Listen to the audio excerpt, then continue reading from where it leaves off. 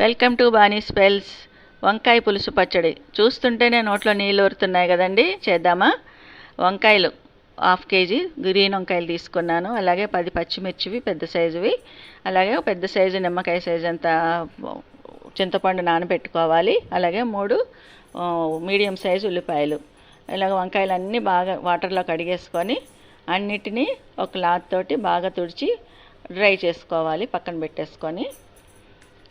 వీటికి ఇప్పుడు అన్నిటికీ ఒక్కొక్కటి దానికి మనం ఆయిల్ అప్లై చేసుకోవాలండి. అది బ్రష్తోనైనా చేత్తోనైనా అప్లై చేసుకోవచ్చు.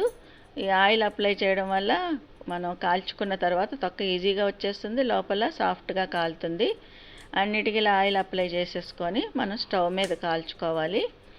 పూర్వం అయితే మా అమ్మమ్మ బొగ్గుల పొయ్యి మీద కాల్చేది. ఇప్పుడు మనం స్టవ్ మీద కాలుస్తున్నాం, గ్యాస్ స్టవ్ మీద. అట్లనే ఒక్కొక్క బర్నర్ మీద 2 వేసి పెట్టుకొని మనం కాల్చుకోవచ్చు. అన్ని వేపులా తిప్పుకుంటూ మనం వాటిని బాగా కాల్చుకోవాలి. అదే 4 బర్నర్స్ ఉన్నాయనుకోండి, ఒకేసారి 2 వేసి చొప్పున పెట్టుకొని అన్నీ ఒకేసారి కాల్చేసుకోవచ్చు. అన్నీ కాలిన తర్వాత, అన్ని వేపులా బాగా కాలిన తర్వాత ప్లేట్లో పెట్టుకొని చల్లారిన తర్వాత తొక్క తీసేసుకోవాలండి. ఇవి మాడింది అంటకుండా ఉండడం కోసం మనం ఒక బౌల్లో వాటర్ పెట్టుకొని చేయి కడుక్కుంటూ తీసుకుంటే క్లీన్గా వస్తాయి. వీటన్నిటిని తొడిమి తీసేసి ఒక బౌల్లో వేసుకొని ఒక్కొక్కటిగా మనం చెక్ చేసుకోవాలి, పుచ్చులు ఉన్నాయో లేదోనని. పుచ్చులన్నీ ఏమన్నా ఉంటే మక్కన తీసి పెట్టేసుకొని మిగిలినవన్నీ ఇలా స్మాష్ చేసేసుకొని ఇలా విస్కర్తో బాగా మిక్స్ చేసుకుంటే బాగా పేస్ట్ లాగా అవుతుంది. అది పక్కన పెట్టుకొని ఒక ప్యాన్ పెట్టుకొని 1 టీ స్పూన్ ఆయిల్ వేసి పచ్చిమిర్చి మనం కట్ చేసి వేసేసుకుంటే బాగా మంచిగా మగ్గిపోతాయండి. ఒక 2-3 మినిట్స్ మూత పెట్టుకొని వేయించేసుకోవాలి. ఇందులోకి మనం రెడ్ చిల్లీ పౌడర్ యాడ్ చేయము ఇంకా, కాబట్టి పచ్చిమిర్చి ఎక్కువ పడతాయి. అందులోకి 2 ఇంచుల కన్నా ఎక్కువ అల్లం ముక్కలు కూడా వేసుకోవాలి. అలాగే 1 టేబుల్ స్పూను రాక్ సాల్ట్ వేసుకొని మిక్స్ చేసుకొని పేస్ట్ అంతటిని ఈ వంకాయ మిశ్రమంలోకి కలిపేసుకోవాలి. బాగా మిక్స్ చేసుకున్న తర్వాత చింతపండు పులుసు వేసేసి బాగా కలుపుకోవాలండి. అంతా బాగా కలిసేలాగా బాగా కలిపేసుకొని, కొంచెం తిక్కుగా ఉంది కాబట్టి కొంచెం వాటర్ కలుపుకుందాము. వాటర్ కలిపేసుకొని పక్కన పెట్టుకున్న తర్వాత ఇందులోకి మనం బెల్లం యాడ్ చేయాలని, తురుముకున్న బెల్లము 1 టేబుల్ స్పూన్ కన్నా కొంచెం ఎక్కువే కలుపుకోవాలి. మనం చింతపండు పులుసు వేసాం కాబట్టి ఈ బెల్లం వేస్తే టేస్ట్ బాగుంటుంది. బాగా ఉండలు లేకుండా బాగా కలిపేసుకొని ఇది మూత పెట్టేసుకొని ఇప్పుడు మనం దీనికి తాలింపు పెట్టుకోవాలి.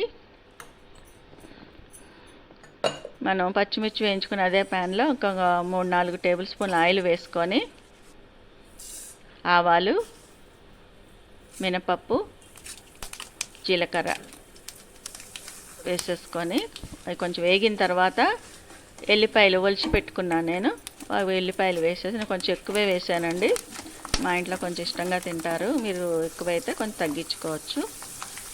ఒక గుప్పెడు కరివేపాకు వేసేసి ఒక 4 ఎండుమిర్చి వేసేసుకొని వేయించుకోవాలి. ఈ తాలింపు అంతా వేగిన తర్వాత దించే ముందు ఒక 1/2 టీ స్పూన్ పసుపు వేసుకొని ఆ పసుపు కొంచెం పచ్చివాసన పోయే వరకు 1 మినిట్ ఫ్రై చేసుకొని ఈ తాలింపు అంతటిని మనం ముందుగా రెడీ చేసి పెట్టుకున్న వంకాయ పులుసులో వేసేసుకుందాము. మొత్తం అంతా వేసేసుకోండి.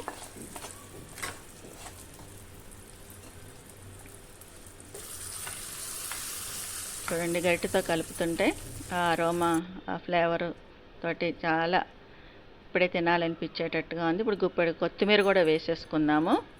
అయిపోయింది అనుకుంటున్నారా? ఇప్పుడు ఇంకా ఉందండి, లాస్ట్ అండ్ ఫైనల్గా ఇంకోటి యాడ్ చేయాలి.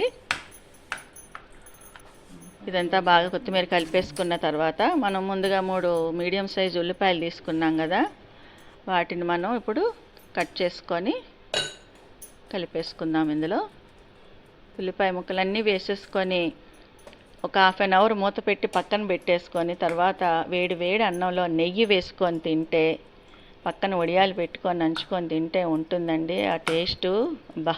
నేను వర్ణించలేనండి. మీరు చేసుకొని తింటే కానీ మీకు అర్థం కాదు, అంత టేస్టీగా ఉంటుంది. ఇది కొంచెం ఓపికగా చేసుకోవాలండి. ఇది అయిపోయిందండి, రెడీ అయిపోయింది. ఇంక దీనికి వేరే డిష్ అవసరం లేదు. ఇదొక్క దాంతో మీరు అన్నం అంతా తినేయగలుగుతారు. చూడండి ఎంత బాగుందో. మీరు తప్పకుండా ట్రై చేయండి, లైక్ చేయండి, సబ్స్క్రైబ్ చేసుకోండి.